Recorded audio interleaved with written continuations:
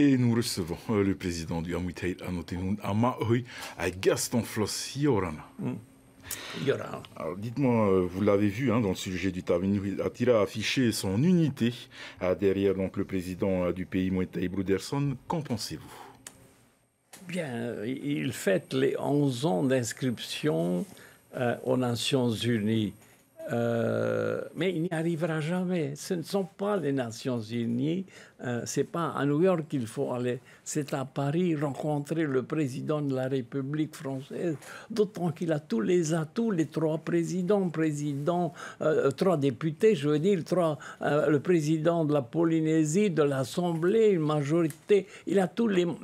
Qu'est-ce qu'il attend pour bouger? C'est à Paris qu'il faut aller et non pas à New York. Mais à New York, ça fait 11 ans. Quelle est la suite de ces démarches à New York? Zéro. Mais il oublie de fêter également les 47 ans de lutte pour avoir l'indépendance, puisqu'il a lancé son mouvement il n'y a pas 11 ans, il y a 47 ans. En 47 ans, il n'a rien fait. Son indépendance n'a pas avancé d'1 millimètre. Il prend mal les choses. Il ne peut pas se dégager complètement de la France. Nous avons besoin de la France, comme la France a besoin de nous également. Mais à cette allure-là, il n'y arrivera jamais. Et quel bilan donc dressez-vous de la première année du gouvernement Broederson? Alors la première année, lorsque j'entendais et que j'ai lu ensuite la retranscription de son discours, qu'il avait commencé son année par trouver un déficit de 34 milliards dans les caisses du pays, et ça lui faisait vraiment mal à la tête, parce que ça pourrait être un échec pour lui. Donc j'ai aussitôt rappelé le président Fritsch. J'ai dit, président, tu m'avais dit que tu avais laissé une réserve de 26 milliards. Qui est le menteur entre vous deux? Le président Broederson ou le président Fritsch? Il m'a dit, viens tout de suite à mon bureau, je vais te montrer les documents. Et je monte dans ma voiture, Pascal me conduit chez lui et il me montre un document où effectivement il y a une réserve de 26 milliards. Donc malgré le respect que je vous dois, monsieur le président Broederson, vous nous avez menti. Il n'y a pas de déficit de 34 milliards. Mais le président Fritsch vous a laissé 26 milliards de réserves. Alors, deuxième point qu'il est intéressant, c'est un journaliste de TNTV, M. Yann Roa, qui demande au président que vous avez entendu dire sûrement que tous les chefs de service de l'hôpital de Taoné veulent démissionner. Et donc, il prend la parole et voici la réponse du président Broederson. Pour l'instant, ce n'est pas acté. Donc, je ne sais pas. Je comprends tout à fait leur désarroi. Il y a, ne serait-ce qu'au plan bâtimentaire, plus de 15 milliards de travaux qui n'ont pas été effectués, qui auraient dû l'être les 10 dernières années. Ça veut dire quoi, ça? Ce n'est pas les 10 milliards de travaux. On ne peut pas prendre les crédits quelque part des travaux et les salaires, le fonctionnement de l'autre côté. Ce sont deux parties tout à fait séparées du budget. Un, c'est l'investissement, l'autre, c'est le fonctionnement, et de tout mettre cela sur le dos du président Fritsch. Monsieur le président Broederson, vous avez encore menti. C'est parce que vous n'avez pas mis les moyens pour recruter du personnel hospitalier, docteurs, infirmiers. Je le sais moi-même. J'étais la semaine dernière à l'hôpital et dans la nuit, j'ai eu une douleur au foie, à droite. J'appelle, là, je fais la sonnette, pas de réponse. J'appuie dessus pendant un bon moment et je vois une infirmière qui arrive en courant, me dit, monsieur, ne vous fâchez pas, je suis seul pour tout le bloc là. Comment ça, je l'ai vu, je l'ai entendu et j'ai vu l'infirmière toute complètement débordée. Évidemment, on ne met pas les moyens. On a parlé tout à l'heure du concert, mais dans le budget 2024, dans le projet de budget, le président Fritsch avait inscrit 5 milliards de crédits pour créer l'Institut du concert en Polynésie. Eh bien, le président Broderson a pris ces 5 milliards pour les mettre où, je ne sais pas. Et il n'y a que 500 millions maintenant. C'est zéro, ça ne peut pas marcher. Justement, M. Floss, le CHPF traverse donc une grave crise actuellement. Le gouvernement a décidé d'augmenter les fonds pour soutenir son fonctionnement. Pour vous, est-ce la solution ? Non, pas du tout. Alors, la solution, quand on dirige un pays, c'est d'abord faire rentrer de l'argent dans les caisses. Hein. S'il n'y a pas d'argent en caisse, comment peut-on faire du social? C'est vrai, pour nous, la priorité, c'est le social, c'est l'emploi, c'est l'éducation, c'est la solidarité. Mais s'il n'y a pas d'argent en caisse, que faire? Il faut d'abord remplir les caisses, non pas par des impôts ou en allant mendier de l'argent à Paris, mais déjà en faisant un effort sur nous-mêmes d'abord. Hein? Donc il faut voir nos activités économiques. Nous avons déjà vu, nous avons cerné le tourisme, la perle, la pêche, il faut y ajouter la vanille, l'artisanat. Bon, lorsqu'on nous aura mis ça à flot et si nous n'avons pas assez d'argent, à ce moment-là, on va à Paris, mais il faut d'abord commencer par soi-même, et ce n'est pas le cas.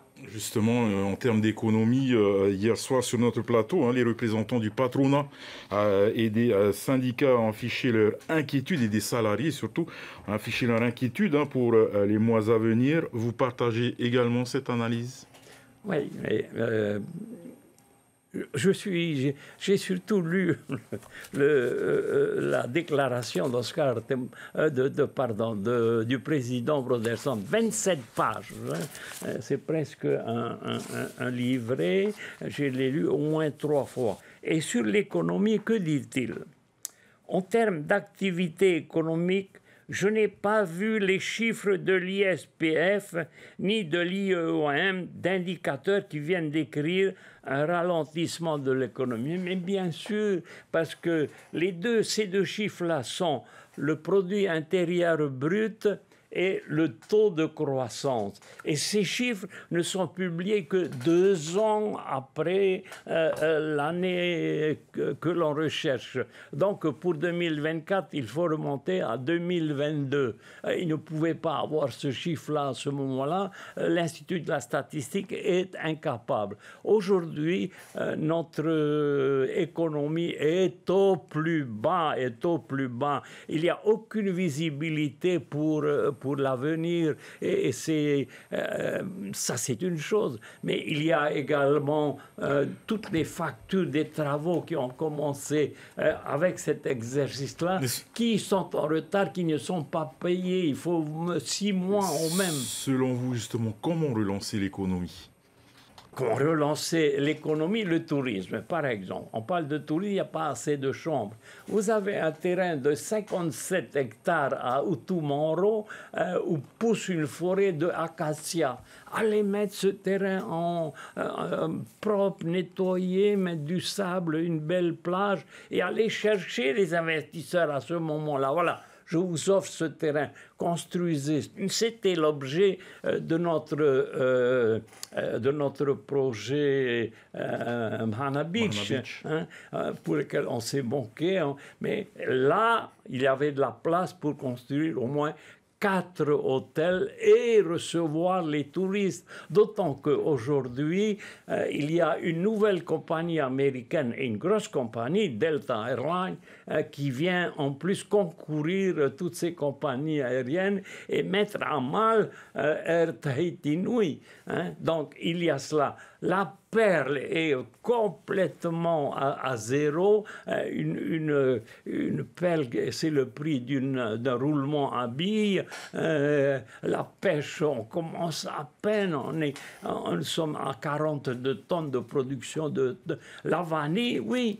Et l'autre objectif, il faut donner un objectif. Le grosse faute du président Broderson, c'est de n'avoir pas de plan. Il touche à tout, on veut tout faire, on retourne à Singapour, on voyage partout, alors que c'est ici qu'il faut soigner le malade. Il est là, il est chez nous. Et avec la vanille, par exemple, nous pourrions exporter 300 tonnes de vanille par an. Ça va faire remplir nos caisses. Et faire circuler de l'argent dans la population, dans les agriculteurs, de même que toutes les autres. Le tourisme, c'est... Il y a tant d'activités encore 10 000, 15 000 emplois créés par hôtel. Monsieur le Président Floss, on change complètement de thème et de pays également. Un mot sur la Calédonie à présent, les émeutes qui déchirent donc la population. Vous connaissez les problématiques de ce territoire. Selon vous, quelles seraient les solutions pour sortir la Nouvelle-Calédonie de la crise? D'abord, je ne comprends pas le ministre de l'Outre-mer d'avoir touché à la loi. Quel avantage, hein?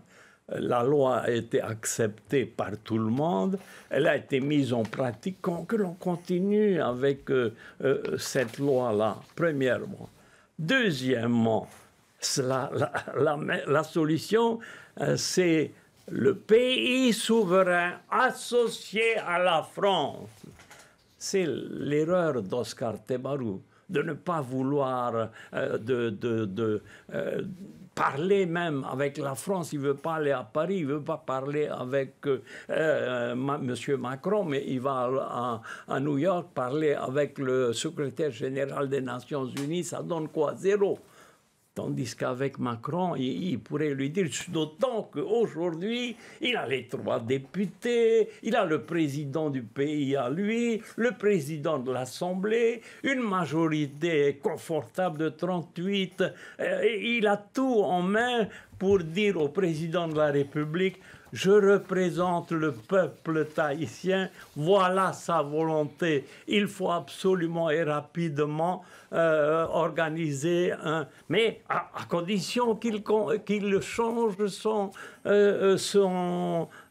indépendance, le fait de ne pas vouloir travailler avec la France, mais comment allons-nous payer? Et c'est notre seul... c'est un mur devant nous, vous savez. On peut diriger notre pays, c'est facile, on peut le faire. Mais on ne peut pas payer ce que l'on devrait payer. Il nous manquerait à peu près 100 à 120 milliards. Mais c'est ça, il faut discuter avec la France. D'où l'association avec la France. Et nous discuterons à la France. Nous vous avons donné la bombe atomique. Alors, et en retour, et le président Macron l'a dit quand il est venu en 2021, la nation a une dette envers la Polynésie. Voilà le moment. Président Floss, ce sera ma dernière question. Retour au Fénois. Le gouvernement veut retirer donc la date du 29 juin des jours fériés. Qu'en pensez-vous? Oui, voilà encore une chose. Est-ce que c'est urgent, d'abord? On perd son temps sur cela, et alors qu'il y a de plus urgent et plus... Nous avons eu de la chance extraordinaire. Nous avons tous les signes distinctifs d'un pays indépendant. Un territoire d'outre-mer ou un département n'a pas de drapeau. Nous avons un drapeau autorisé par le Parlement français, par l'Assemblée de Polynésie française. C'est officiel. Nous avons un hymne, c'est autorisé par... Et nous avons un sceau. Et nous avons donc cette fête de l'autonomie, notre fête à nous. C'est un mouvement politique, bien sûr. On ne va pas aller mélanger le politique et le culturel avec cette date du mois de novembre. Ça n'a rien à... Vous savez, il ne faut pas s'attacher, quel que soit le gouvernement en France. Le 14 juillet, c'est quoi? C'est la révolution. On a coupé le cou du roi Louis XVI. Hein? Mais on fait ça. Et aucun gouvernement, depuis cette date-là, n'a modifié la date. L'hymne, c'est la Marseillaise, c'est encore aujourd'hui à nos enfants, la patrie, le sang coule, mais c'est pas tellement... mais c'est la Marseillaise qui a été acceptée. Il faut la chanter, l'apprendre à nos enfants, mais c'est comme ça, ce sont des signes sacrés qui distinguent une nation. De la nation. Monsieur le Président Floss, merci beaucoup d'être venu donc, sur ce plateau et d'avoir accepté notre invitation. Merci. Maruru.